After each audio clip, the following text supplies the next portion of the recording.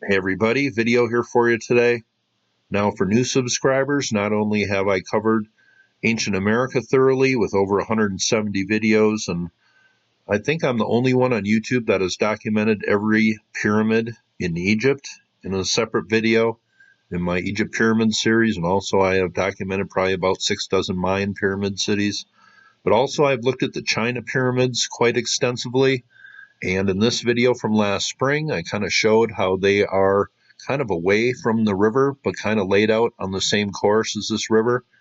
And in this video right here, China Pyramids and the Sons of Heaven, I did this last summer, but I went over how kind of legend goes that there was these 7 beings who brought civilization to China. And that story is mirrored in Egypt and the Indus Valley, and other places, and I talk about it on this video.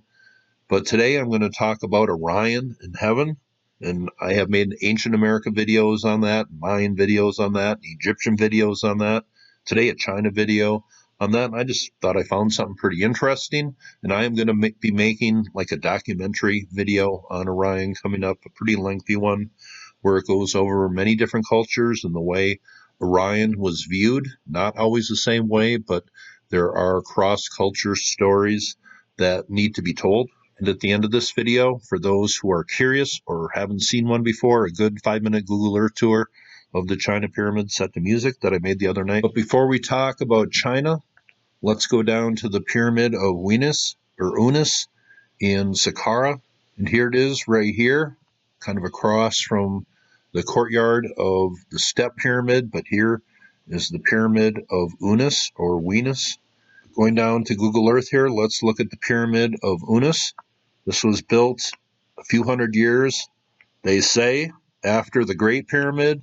So they went from the Great Pyramid to this. That is the chronological order coming from Egypt. Now we are actually inside what they call the burial chamber. And I know people have stated there are no hieroglyphs and pyramids. Well, as you can see here, this inner chamber is covered in hieroglyphs. These are the pyramid text. But here you see the ceiling covered in stars. And then at the front here, there is a sarcophagus. Not a single glyph on it. And I showed a sarcophagus from the 4th dynasty, a queen, super important person. And that had glyphs pretty much all over every side. Afterlife story, this one, just blank. But as we close in here on the hieroglyphs, you can see the cartouche of Unis or Venus peppered throughout the text. He kind of becomes an Osiris in the afterlife. And the rabbit hieroglyph, in Egyptian hieroglyphs, there are glyphs that mean single sounds. There are ideograms, meaning they represent the image they represent. But the rabbit is a biliteral hieroglyph, meaning it means 2 different sounds, either the U and the N combined or the W and the N combined, ween or un. But you can see here there are places where the hieroglyphs are flaking off, and what the 5th dynasty did is they put like a plaster on here and then they inscribed the glyphs.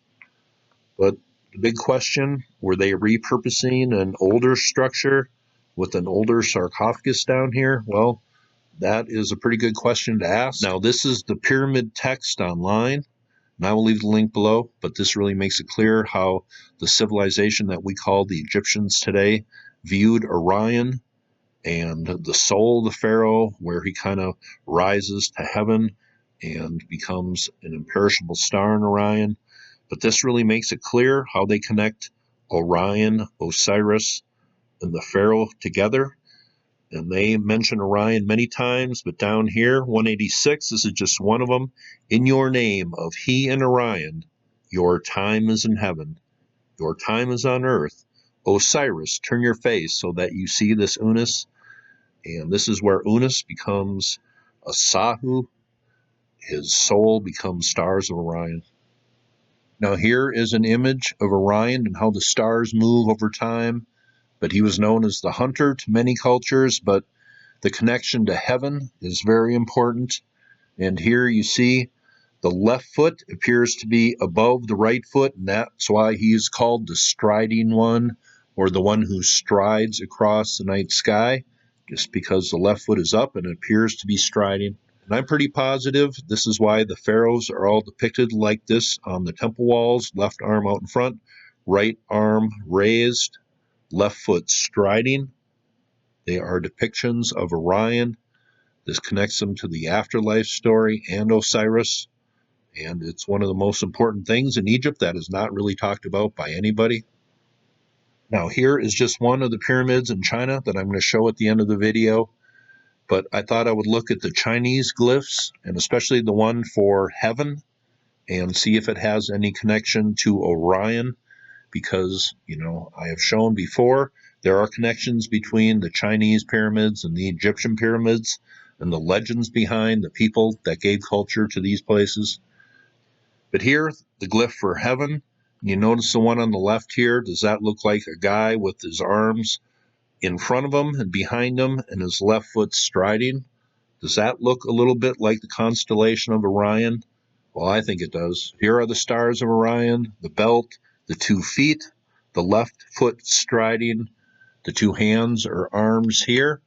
Is that what is depicted here? Striding? It looks like it. Now here in 154 from the pyramid text, it says, "Your son comes to you, this Unas comes to you, that you may both stride over the sky," and that stride over the sky is connected directly with Orion, left foot striding over the sky. Here it says, Chinese astronomers knew Orion as Shen, a great hunter or warrior, one of the rare cases in which a constellation was visualized almost exactly the same way in China as in Europe. And there are other places besides Europe.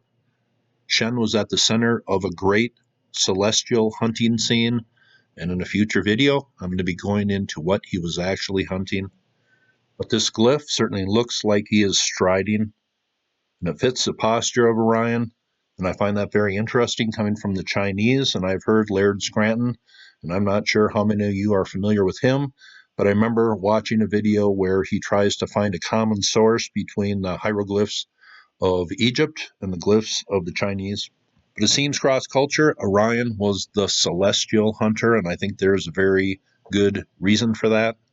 But in China, also, the connection with heaven and that hieroglyph, I think that's very important.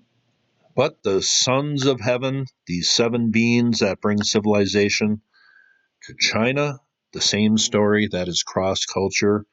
Very important, but the connection with Orion and heaven, I just thought this was pretty interesting, worth talking about. Now, a Google Earth tour of the China pyramids. I know some of you are unfamiliar or haven't seen them too much before, so I made a video about 5 minutes long. Hope you enjoy it. Here you go. And I hope you thought this video was interesting, and you all have a very nice day.